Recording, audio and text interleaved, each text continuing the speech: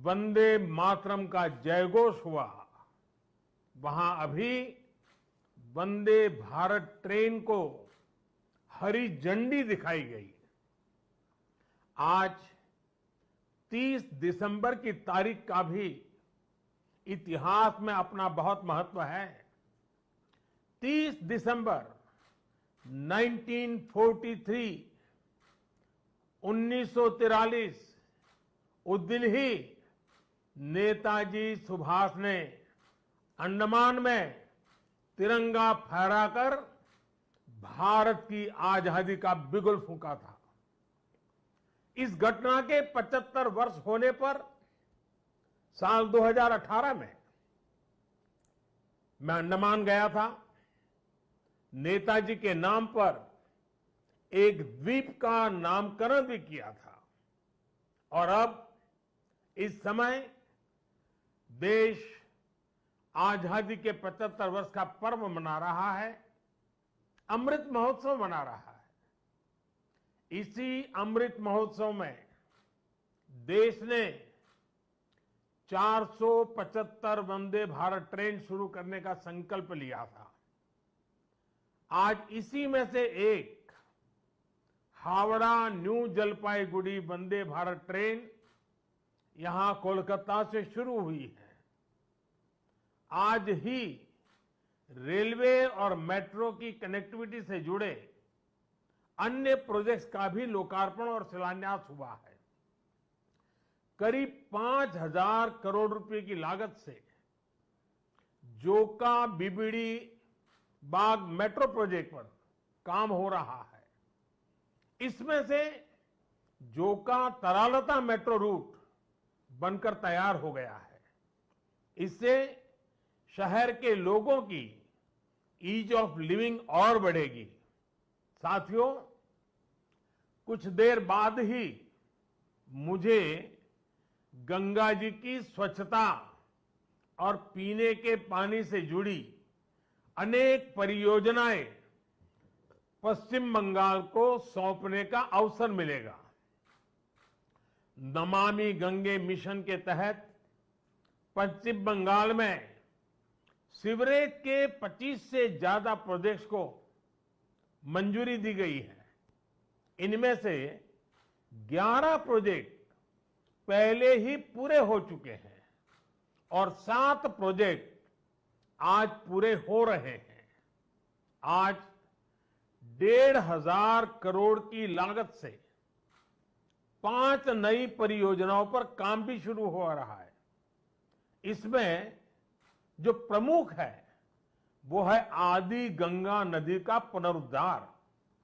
मुझे बताया गया है कि अभी आदि गंगा नदी की स्थिति दुर्भाग्य से बहुत खराब है।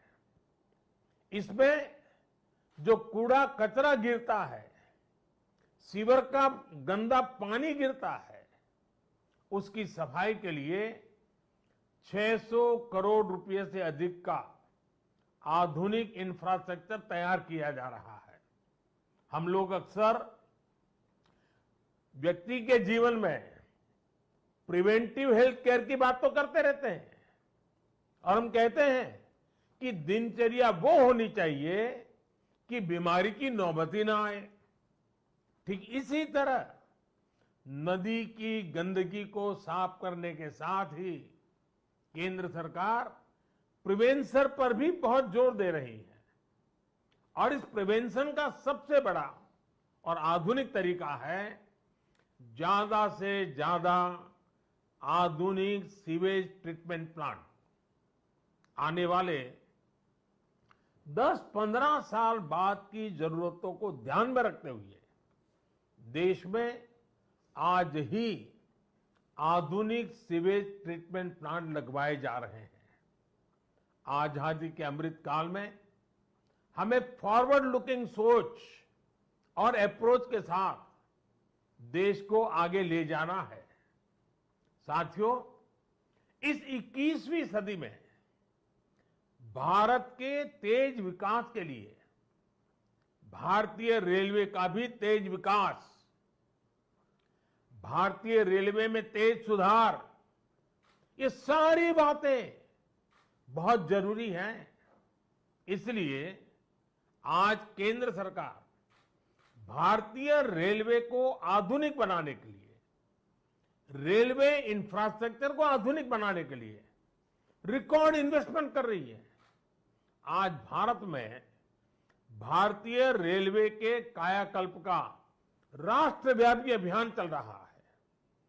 आज वंदे भारत, तेजस, हमसफर जैसी आधुनिक ट्रेनें देश में बन रही हैं। आज विस्टाडोम कोचेज रेल यात्रियों को नए अनुभव करा रहे हैं। आज सुरक्षित आधुनिक कोचेज की संख्या में रिकॉर्ड वृद्धि हो रही है। आज रेलवे स्टेशन को भी एयरपोर्ट की तरह विकसित किया जा रहा है। न्यू जलपाईगुड़ी स्टेशन भी इसी लिस्ट में शामिल है। आज रेलवे लाइनों का दोहरीकरण, रेलवे लाइनों का बिजलीकरण जिस रफ्तार से हो रहा है वो पहले कभी नहीं हुआ। देश में जो ईस्टर्न और वेस्टर्न डेडिकेटेड फ्रेट कॉरिडोर बन रहे हैं वो लॉजिस्टिक्स सेक्टर में क्रांतिकारी बदलाव लाने वाले हैं। सुरक्षा हो, स्वच्छता हो, सामर्थ्य हो, सामंजस्य हो, समय की पाबंदी हो, सहूलियत हो, भारतीय रेलवे आज एक नई पहचान बनाने की हम सबकी कोशिश रंग ला रही है। बीते 8 वर्षों में भारतीय रेलवे ने आधुनिकता की नींव पर काम किया है। अब आने वाले 8 वर्ष में हम भारतीय रेलवे को आधुनिकता की नई यात्रा पर निकलते हुए देखेंगे। भारत जैसे युवा देश के लिए भारतीय रेल भी युवा अवतार लेने जा रहा है और इसमें निश्चित तौर पर 475 से ज्यादा वंदे भारत ट्रेनों की बड़ी भूमिका होगी। साथियों, आजादी के बाद के 7 दशकों में 20,000 रूट किलोमीटर रेल लाइन का बिजलीकरण हुआ। वहीं 2014 में हमारी सरकार बनने के बाद बीते 7-8 वर्षों में ही 32,000 रूट किलोमीटर से ज्यादा रेल लाइन का बिजलीकरण हो चुका है। ये है देश के काम करने की रफ्तार, रेलवे के आधुनिकीकरण की रफ्तार। और इस रफ्तार को तेज करने के लिए अब भारत में दुनिया के सबसे शक्तिशाली बिजली के रेल इंजनों का भी तेजी से निर्माण हो रहा है। साथियों, आज के भारत की स्पीड और स्केल का एक और प्रमाण हमारा मेट्रो रेल सिस्टम है। कोलकाता के लोग जानते हैं कि दशकों से मेट्रो रेल पब्लिक ट्रांसपोर्ट का कितना बेहतरीन माध्यम रही है।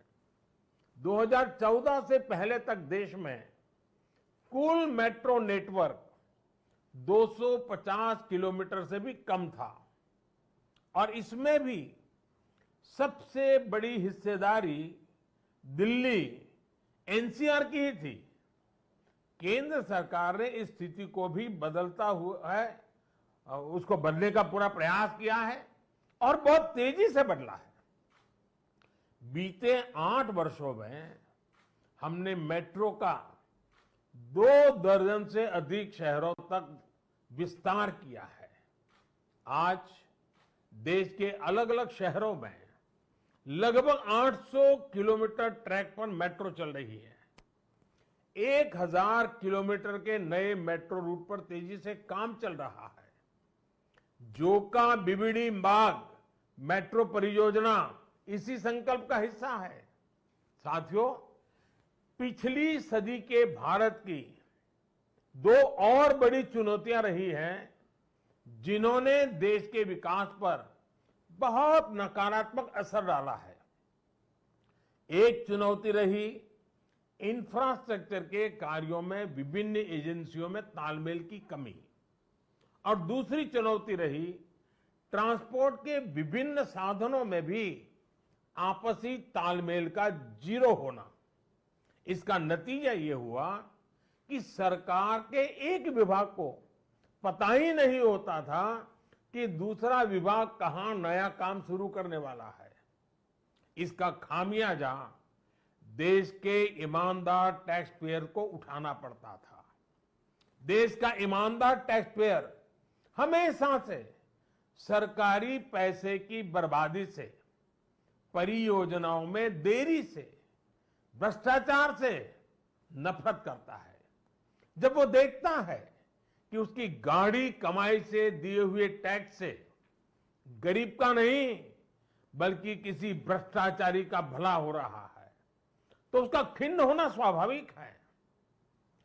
पैसे की इसी बर्बादी को रोकने के लिए विभागों में, सरकारों में तालमेल को बढ़ाने के लिए पीएम गति शक्ति नेशनल मास्टर प्लान लागू किया गया है। अब चाहे विभिन्न राज्य सरकारें हो, अलग अलग सरकारी विभाग हो, कंस्ट्रक्शन से जुड़ी एजेंसियां हो या इंडस्ट्री के लोग हो, सब एक ही प्लेटफॉर्म पर आ रहे हैं। पीएम गति शक्ति देश में ट्रांसपोर्ट के अलग अलग माध्यमों को जोड़ने, मल्टी मॉडल कनेक्टिविटी के काम को भी गति दे रहा है। आज देश में रिकॉर्ड तेजी से हाईवे बन रहे हैं, एयरपोर्ट बन रहे हैं, वाटरवे बन रहे हैं, नए पोर्ट बन रहे हैं और इसमें भी सबसे बड़ी बात यह कि इन्हें अब इस तरह तैयार किया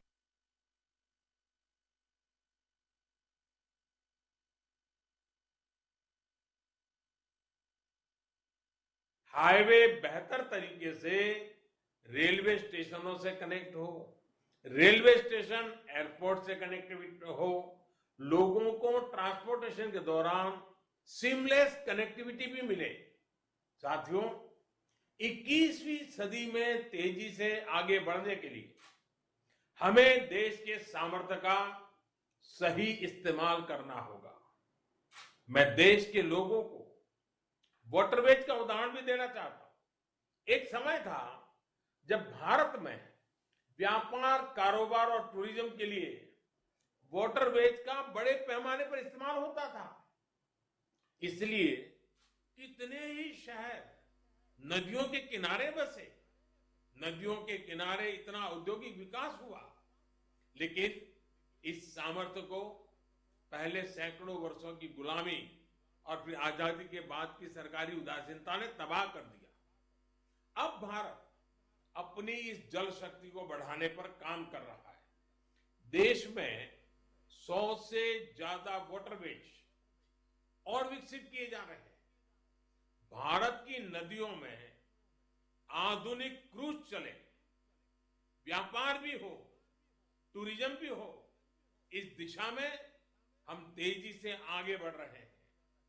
केंद्र सरकार ने बांग्लादेश सरकार के सहयोग से गंगा और ब्रह्मपुत्र नदियों के बीच वाटरवे लिंक स्थापित करने पर भी काम किया है। मैं आज देश के लोगों को इससे जुड़ी भी एक जानकारी देना चाहता हूं। 13 जनवरी 2023 को काशी से, वाराणसी से एक क्रूज जा रहा है जो 3200 किलोमीटर लंबे वाटरवे से होते हुए, बांग्लादेश से होते हुए डिब्रूगढ़ तक पहुंचेगा। ये पूरे विश्व में अपनी तरह का अभूतपूर्व क्रूज होगा। ये भारत में बढ़ते क्रूज टूरिज्म का भी प्रतिबिंब बनेगा। मैं पश्चिम बंगाल के लोगों से भी आग्रह करूंगा कि इसका जरूर लाभ उठाएं। वैसे आज मैं एक और बात के लिए विशेष तौर पर बंगाल के लोगों को नमन करना चाहता हूं। बंगाल के लोगों में देश की मिट्टी के प्रति जो प्रेम रहा है, उसका तो मैं हमेशा कायल रहा हूं। देश के विभिन्न हिस्सों को जानने के लिए, देश के विभिन्न हिस्सों में भ्रमण के लिए बंगाल के लोगों में जो उत्साह होता है वो अद्भुत होता है। बहुत से लोग पहला मौका मिलते ही किसी और देश में घूमने निकल जाते हैं, लेकिन बंगाल के लोग हमेशा अपने देश को प्राथमिकता देते हैं। बंगाल के लोग पर्यटन में भी नेशन फर्स्ट की भावना को लेकर चलते हैं। और आज जब देश में कनेक्टिविटी बढ़ रही है, रेलवे, हाईवे, वाटरवे आधुनिक हो रहे हैं, तो इससे ईज ऑफ ट्रैवल भी उतना ही बढ़ रहा है। इसका बड़ा लाभ बंगाल के लोगों को भी मिल रहा है। साथियों, गुरुदेव टैगोर द्वारा रचित प्रसिद्ध पंक्तियां हैं, हे मेरे देश की माटी, मैं तुम्हारे आगे अपना सर झुकाता हूं। आजादी के इस अमृत काल में मातृभूमि को सर्वोपरि रखते हुए हमें मिलकर काम करना है। आज पूरी दुनिया भारत को बहुत भरोसे से देख रही है। इस भरोसे को बनाए रखने के लिए हर भारतीय को पूरी शक्ति लगा देनी है। हमें हर दिन का उपयोग राष्ट्र निर्माण में करना है, हर पल का उपयोग राष्ट्र निर्माण में करना है।